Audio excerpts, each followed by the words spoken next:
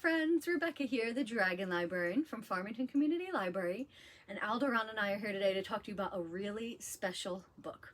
So this book is special for a few different reasons. The first one is a little bit of a bragging story.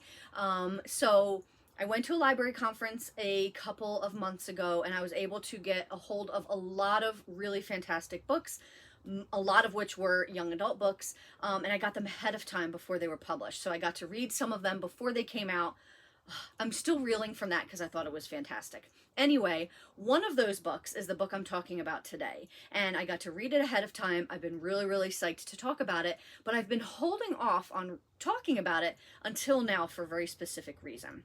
And that reason is we are finally in June, right? The month of June. We've got so many things to be excited about and look forward to. We've got summer is on the horizon, right? School is going to be out soon. Weather is beautiful. We're spending a lot of time outside. School is ending. Did I mention that already? I have to say it twice because it's so exciting. But also June is Pride Month. So this is a really fantastic month to honor and celebrate members of our LGBTQ community and read books and celebrate authors that fall within this. So the one I want to talk about is the one I got ahead of time and got to read. And I loved it even more than I was expecting to. And it's called We Mostly Come Out at Night. 15 Queer Tales of Monsters, Angels, and Other Creatures. We Mostly Come Out at Night.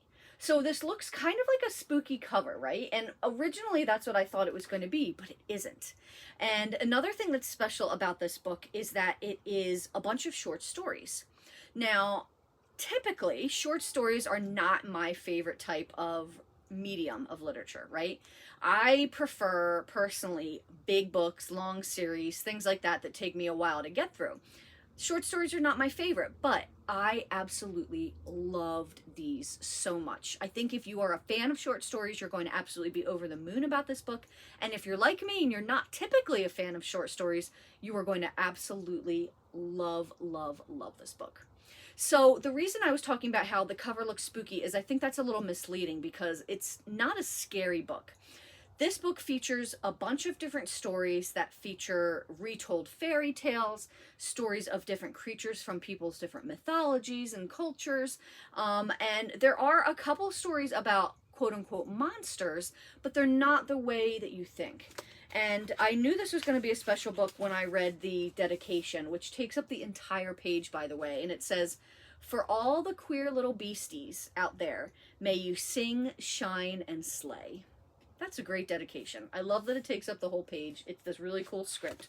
So another thing that's special about this book is that it's by, like I said, it's short stories. So it's by 15 different authors, many of which you might recognize because they're really well-known YA authors. So some of the ones I was really excited about were David Bowles, Brittany Johnson, Rob Costello, Kaylin Bayron, Claire Kahn, H.E. Edgman. Like, you've just got a lot of really big name authors for writing stories for this book. So, like I said, this book it delves in and out of different sorts of stories. You've got stories of the quote-unquote monstrous. So you've got retelling of fairy tales. The very first story, in fact, is a Beauty and the Beast retelling, which, way to hit me right in the heart, because Beauty and the Beast is, as you know, my favorite fairy tale, right? You've got stories from different people's mythologies. You've got a story about, one of them in there is Mothman, a story about the Mothman. You've got stories of werehogs. So instead of werewolves, you've got were-boars, which was really cool. All of these stories are just really at their heart, though, even though they're about creatures and monsters and angels and fairies and stuff, at their heart, these stories are all about identity. And they're all about being true to yourself, acknowledging your truth, and shouting it from the rooftop. There's a lot of pride in this book. There's a lot of joy and excitement and love in this book. Which, when you look at this cover, you're like, pride, joy, and excitement and love are not the words I would think of because the cover is spooky. But this is not a spooky book, I promise. I mean, there are a couple stories that can get a little bit in the spooky territory, but for the most part, they are not. I would not characterize this as a spooky book at all.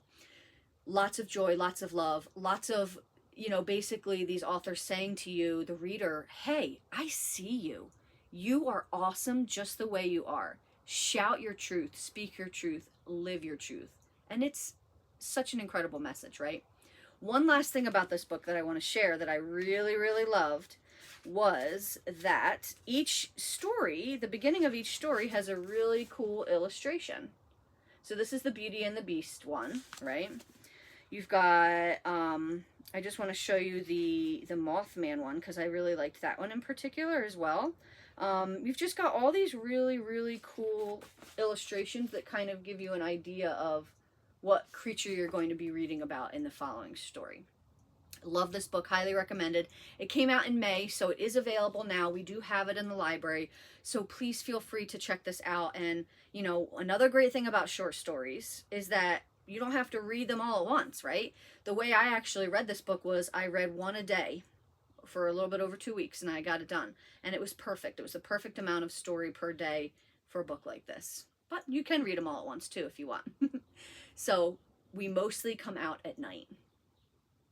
That's what we've got for you guys today. I hope that this book sounds really awesome and exciting and something you want to experience for yourself.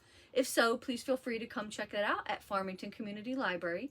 And thank you so very much for watching, friends. Have a wonderful rest of the day.